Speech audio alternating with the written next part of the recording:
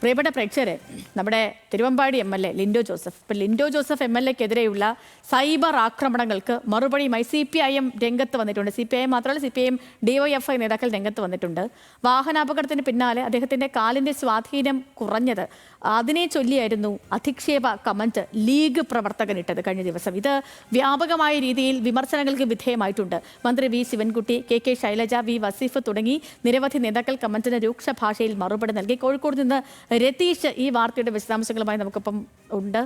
Ratheesh, good morning. ഈ Lindo Joseph MLAക്ക് എങ്ങനെയാണ് കാല് നഷ്ടപ്പെട്ടതെന്നും ആ സാഹചര്യവും ഒക്കെയും കേരള രാഷ്ട്രീയം കൃത്യമായി ഫോളോ ചെയ്യുന്ന എല്ലാ മനുഷ്യർക്കും അറിയാവുന്നതാണ്.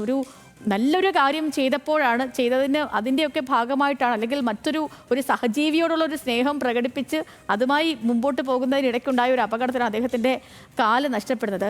അതിനെയാണ് ഈ വേഗത കുറഞ്ഞുപോയി എന്നൊക്കെ പറഞ്ഞുകൊണ്ട് ഈ ഏറ്റവും നികൃഷ്ടമായ രീതിയിലുള്ള ഒരു കമൻറ്റ് അതിന് അദ്ദേഹത്തിന് നേരെ ഉണ്ടായതും അതിപ്പോൾ വലിയ സൈബർ ആക്രമണങ്ങൾക്കൊക്കെ കാരണമാവുകയും ഒക്കെ ചെയ്തത്. ഇപ്പോൾ നിലവിൽ ഈ വിവാദം എവിടെ ചെന്ന് നിൽക്കുന്നു? ഈ ലീഗ് നേതാക്കളുടെ ഭാഗത്ത് നിന്ന് എന്തെങ്കിലും പ്രതികരണങ്ങൾ വരുന്നുണ്ടോ?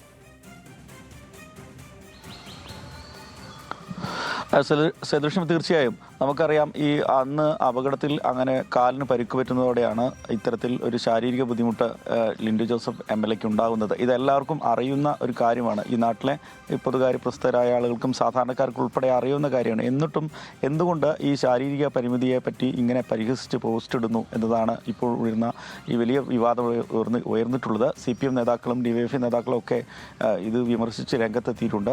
വലിയ പ്രതിഷേധം ഇത് സംബന്ധിച്ച് ഉയർന്നിട്ടുണ്ട്. എന്തായാലും ലീഗ് നേതാക്കളുടെ ഭാഗത്തുനിന്ന് ഇത് സംബന്ധിച്ച് പ്രതികരണം ഉണ്ടായിട്ടില്ല.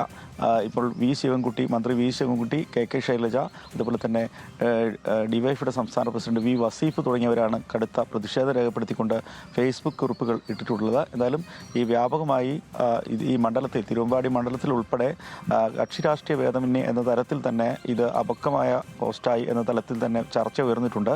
കാരണം ഈ പ്രദേശത്തെ ആളുകൾക്ക് അറിയാവുന്ന ഒരാളാണ്. അദ്ദേഹത്തിൻ്റെ ആ ശാരീരികാവസ്ഥയിലേക്ക് എത്താനുള്ള സാഹചര്യം എന്താണെന്ന് അറിയാവുന്ന ആളുകളാണ് ഈ നാട്ടിലുള്ളത്. അതുകൊണ്ട് തന്നെ വലിയ പ്രതിഷേധമാണ് ഇത് സംബന്ധിച്ച് ഉയർന്നിട്ടുള്ളത്. എന്തായാലും ലീഗ് നേതൃത്വം ഇത് സംബന്ധിച്ച് പ്രതികരണം നടത്തിയിട്ടില്ല. എന്തായാലും വലിയ പ്രതിഷേധം ഇത് സംബന്ധിച്ച് ഉയർന്നു കഴിഞ്ഞു.